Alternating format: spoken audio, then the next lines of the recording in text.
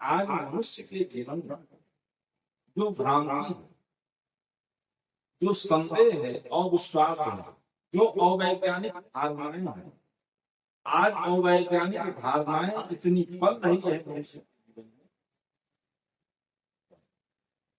में, उससे उबर नहीं पाता। जीवन में कोई समस्या होती है, समस्या का समाधान कहाँ खोजते हैं? पीपल।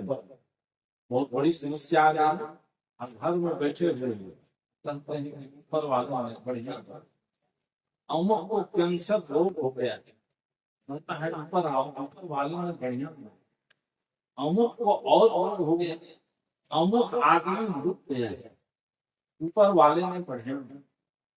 मैंने जो दोस्त और स्वामी महाराज ने जीवन में जितने दुख दिखते हैं सब निज दोषों के कारण हैं, पर जिसमें इतना ज्ञान नहीं वह दोष मिटाना क्या जाए। कबीर साहब ने कहा कि लौट जाओ अपनी तरफ, दूसरे के तरफ मत देखो, बुरा को देख मैं चल रहा, बुरा न मिल आपको, जो दिल खोजा आपने मुझसे बुरा न हो। हर एक आदमी चिंतन करिए, लौट जाइए अपने जीवन की तरफ, सब शास्त्र को छोड़ दो, शास्त्रीय नियम परिणाम को छोड़ दो। शास्त्रीय नियम परिणाम मनुष्य को इतना उलझाया है, शास्त्र के चलते आदमी का मानस पटल बोझिल है, और शास्त्र को मानकर चलने में हम भटक सकते हैं, विवत बन सकते। शास्त्र चाहिए, लेकिन शास्त्र के साथ विवेक चाहिए। विवेक के बिना शास्त्र सुबध नहीं सकता। शास्त्र को छोड़कर तो चलिए, अपने जीवन के तरफ झांकने कि हर एक आदमी दुखी है, तो शरीर से दुखी है, शारीरिक रोग है, किसी को शारीरिक पीड़ा है, किसी को आर्थिक दुख है। ऐसे तो आज आर्थिक दुख नहीं बनता है। विकसित में अर्थ का अभाव नहीं है, तो अर्थ का अभाव इसलिए नहीं है कि जब पहले चल रहे थे सड़क से, तो सड़क पर कहीं कहीं गाड़ी कहीं कहीं सड़क बिल्कुल इतनी चौड़ी सड़क भी नहीं, सड़क की चौड़ाई नहीं, सिंगल रोड, और सिंगल रोड पर बहुत कम गाड़ी दिखाई पड़ती। आज गाड़ियां अधिक हो गई, रोड चौड़ी हो गई, गाड़ियों की संख्या बढ़ गई। जहाँ 2-4 गाड़ी खड़ी है, जहाँ सत्संग होता है गाड़ी खड़ी हो जाती है, मोटरसाइकिल साइकिल की विदा होगा, विचार रहेगा मोटरसाइकिल रहेगी, उधर नहीं जाना है। तो आर्थिक विकास हो गया है, लेकिन फिर भी मनुष्य सुखी है। क्यों? उस सुख का कारण क्या, इसको जानने की आवश्यकता है, और इस सुख के कारण को समझने के लिए मानवता के प्राण सदगुरु कबीर ने कहा कि ऐ दुनिया के लोगों को,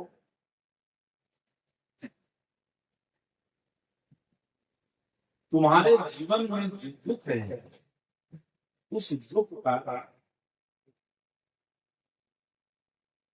तुम्हारे जीवन में जो समस्या है, उस समस्या का मूल कारण क्या है, उसका समाधान, मौलिक समाधान सब लोग कभी देते हैं। मौलिक चिंतन कहते हैं सकलो दुर्मति दूर करो,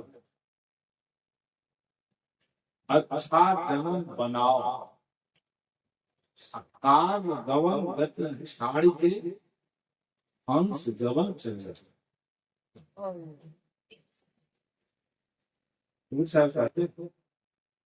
सकलो दुर्मति, मति शब्द है, मति माने बुद्धि, और मति शब्द उपसर्ग का प्रयोग बदलते जाइए, शब्द के अर्थ में परिवर्तन हो रहा है। मूल शब्द है आत्मा, उस आत्मा में उपसर्ग बदल कर जुड़ महात्मा शब्द हो जाएगा महात्मा। उसमें परम शब्द को जोड़ देंगे, तब शब्द होगा परमात्मा। मूल शब्द क्या है? आत्मा। उपसर्ग में परिवर्तन होता जाता है, और परिवर्तन तब करते हैं जब हमारी बुद्धि गलत हो जाती है। कबीर साहब कहते हैं, सकलो दुर्मति, तुम अपना उपसर्ग है, दुर्बने गलत बुद्धि, गलत बुद्धि का शिकार तुम हो गए हो। तुम्हारी बौद्धिक, तुम्हारे जीवन में बौद्धिक क्षीणता है, उस बौद्धिक क्षीणता को दूर करो। आज बौद्धिक क्षीणता का परिणाम है, सबको चिंतन करिए कि बौद्धिक गिरावट है, तभी आज शरीर से हम दुखी हैं। बौद्धिक गिरावट आई हमारे देश में, हमारे जीवन में। कब से? सुबह आप लोग उठते हैं, सुबह से शाम तक हम परमात्मा की बात नहीं करेंगे कि बहुत ध्यान साधना करके परमात्मा को प्राप्त कर लेंगे। तो जीवन की मूल चीज है, सदगुरु कभी वहां उसकी बात करते हैं कि सुबह से शाम तक हर एक व्यक्ति अपने जीवन को जानता है। उस सबके हृदय में सबसे पहले सबका चिंतन है कि हमारा आर्थिक विकास हो। सब चाहते हैं, सबको चाहता है कि हमारा शारीरिक विकास हो, हमारा शरीर निरोग रहे। कोई रोगी होना चाहते हैं, स्त्री हो या पुरुष, नेता हो या अधिकारी, मुखिया हो या सरपंच, साधु हो या गृहस्थ, सब कोई निरोग रहना चाहता है। तो निरोग रहने के लिए अब दृष्टिपात करिए, जब सुबह हमारी आंखें खुलती है, आंख खुलते ही जो हमारा दिन का शुरुआत होता है, कौन सी दिन का शुरुआत हम धन चाहते हैं, दिन का शुरुआत करते हैं वहां से, जो हमारे देश में कभी नहीं था। बिल्कुल मुश्किल से 150-200 वर्षों से उसका प्रचलन हुआ है। 150 वर्ष पहले ये आवश्यकता हमारी नहीं थी, और अभी भी हमारी आवश्यकता नहीं है कि सुबह जैसे आंखें खुलती थी। बाणभट्ट ने नियम दिया था, महर्षि चरक ने नियम दिया था कि सुबह उठो, जीवन में नियम का पालन करो। सुबह उठते ही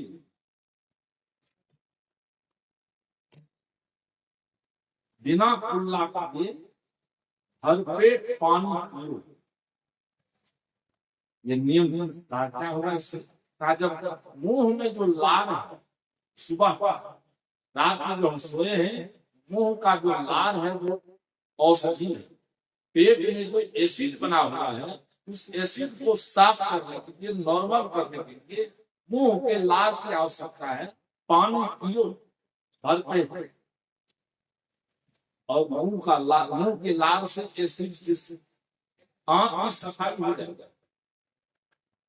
बाणभट्ट पर नियम ये दिया क्या, और हमारे देश में चलता भी था। अब जैसे हमारा संस्कार बदला, अपना नियम चलाने लगे।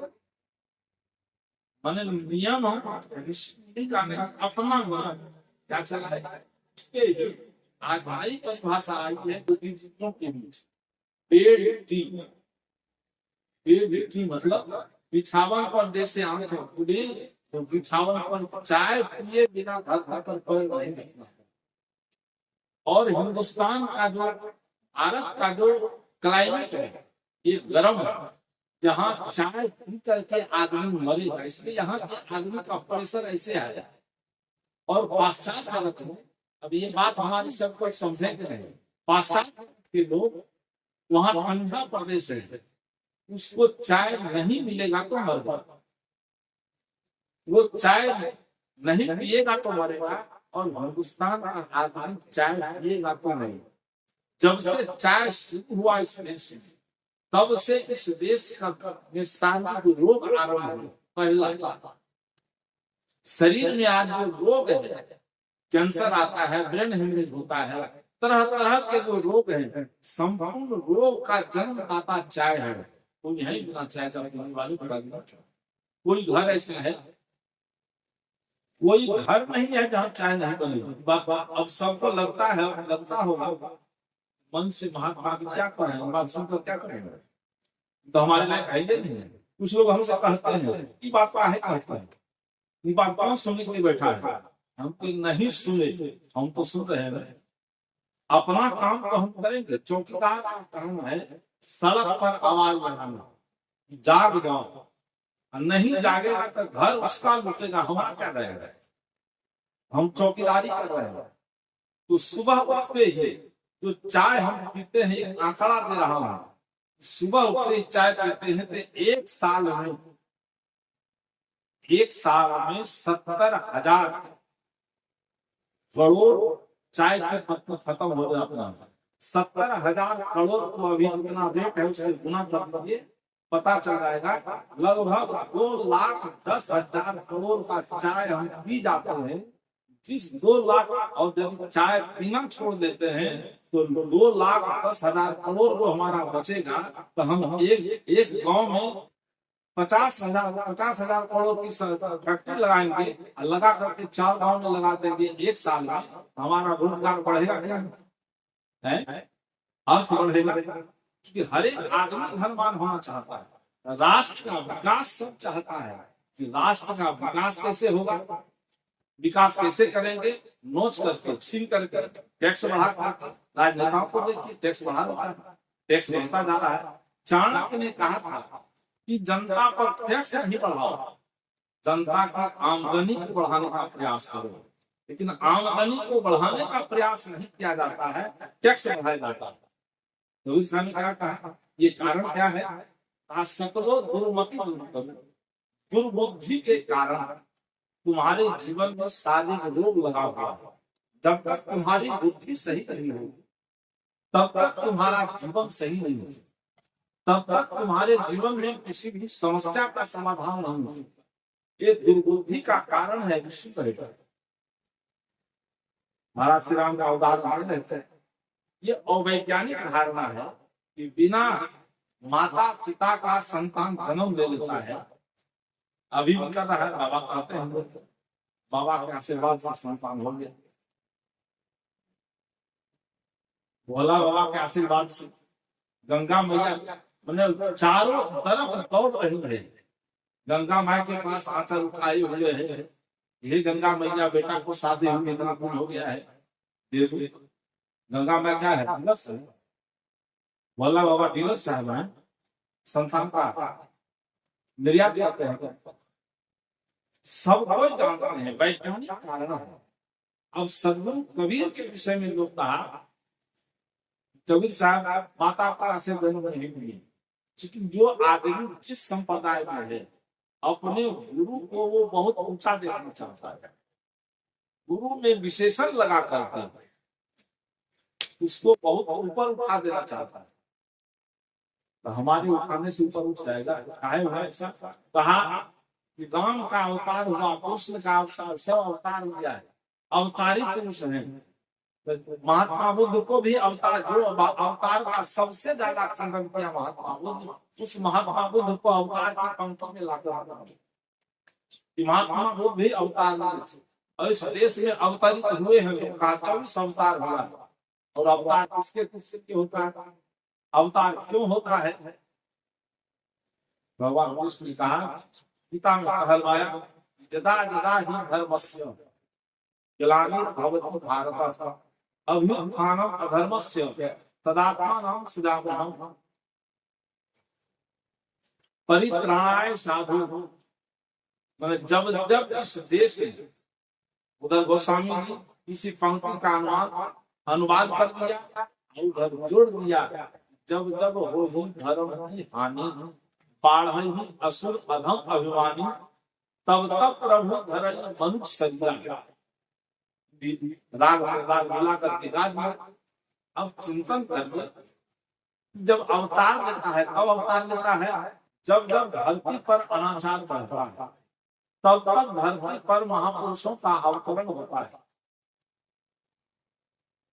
तो उस समय रावण अवतार में जाता है। रावण का संहार करने के लिए महाराज श्री राम को आना पड़ा, कंस का संहार करने के लिए भगवान कृष्ण को आना पड़ा। एक कंस था उस समय, एक रावण था। आज क्या है? किसी कवि ने कहा कि सुख दर्पण है महल के अंदर। आज जो हमारी स्थिति है, आज कितनी अवतार की आवश्यकता है। कहा सुख दर्पण है महल के अंदर, दुख दर्पण चौराहे पर। एक दुल्हन है महल के अंदर, एक दुल्हन चौराहे पर। लूट गए असमर्थ के मोती। उस समय एक सीता का अपहरण हुआ था। आज अपहरण की इतनी लंबी लाइन है, बलात्कार की इतनी लंबी लाइन है कि भारत समाचार का समाचार पत्र उठाकर पढ़ेंगे और सबके हाथ में मोबाइल है। मोबाइल पर देख लीजिए कि भारत का कौन दिन ऐसा है जिस दिन बलात्कार की घटना नहीं घटती है। भारत का कौन दिन ऐसा है जिस दिन हत्या नहीं होती हो। उससे अभी ज्यादा अवतार की आवश्यकता है। कवि ने कहा कि कहीं लटक रहे खिड़की पर रेशम पर्दे, कहीं बेटा माँ के खातिर मांग रहा कफन चौराहे पे। डर से सीता कांप रही है। आज हमारी बेटियां, हमारी बहनें विद्यालय में, गार्जियन बेटियों के पास संस्कार है, पढ़ने की इच्छा भी है। गार्जियन कहता है तो इस बेटी को विद्यालय क्यों नहीं भेजते हो? हमारा माँ कट जाने का काम, बेटी बड़ी हो गई है, विद्यालय भेजेंगे हमारा नाम कट जाएगा। क्या होगा? राम के देश, कृष्ण के देश, किसके चलते हुआ? कहा डर से सीता कांप रही है, कैसे बचेगी लाज मेरी। ये तो राम नजर नहीं आते, 100 रावण चौराहे। आज रावणों का अंबार है, राम कहाँ बैठते थे मसाला पीस रहा है? कहाँ बैठा है? ये क्या क्यों है? कबीर साहब ने कहा दुर्मति के कारण है। इसलिए तुम अपने, कबीर साहब ने कहा करो बहिया बल आत्म, छाड़ विरामी आस, जाके आगम नदी बहे सुमरे प्यास। उस कबीर साहब उन्होंने इतना सत्य और तथ्य को कहने के लिए, कहने की इतनी हिम्मत, कहीं भी कबीर साहब डरते नहीं, किसी से डरे नहीं। शिव की नगरी काशी में कह दिए, शिव काशी कैसी भई तुम्हारी, शिव काशी कैसी भई तुम्हारी, अजहू शिव लेहू चाचा। एक एक पंक्ति पर वर्णन करूं, समझ कबीर साहब का इतना प्रांजल विचार है। और उस कबीर साहब ने क्या कहा जब देखा कि इधर अवतार, और अवतार होता किसके लिए है, अवतरण किसके लिए होता है? उधर कहा को समझना, यहाँ सब लोग समझ लीजिए। विप्र धेनु सूर संत हित लिन मनुज अवतार। अवतार होता है किसके लिए होता है? विप्र के लिए। विप्र मन ब्राह्मण, ब्राह्मण को ठीक करने के लिए अवतारित होते हैं भगवान। अध्ययन गाय की रक्षा के लिए। आज विप्र सहित विप्रत उस देश से चला गया। अब इसकी अलग व्याख्या करें कि विप्र कौन है। विप्र मन, विप्र का दूसरा शब्द बीज भी है। बीज का अर्थ होता है ब्राह्मण। बीज माने जो 2 बार जन्म लिया। एक जन्म माता पिता से होता है और दूसरा जन्म गुरु से। जो गुरु से जन्म लेता है वो ब्राह्मण होता है, और जो गुरु से जन्म लेता है उसका संपूर्ण जीवन सदा होगा, उसका संपूर्ण जीवन सरल होगा, सहज होगा, उसका संपूर्ण जीवन आदर्श होगा, उसका संपूर्ण जीवन विनम्र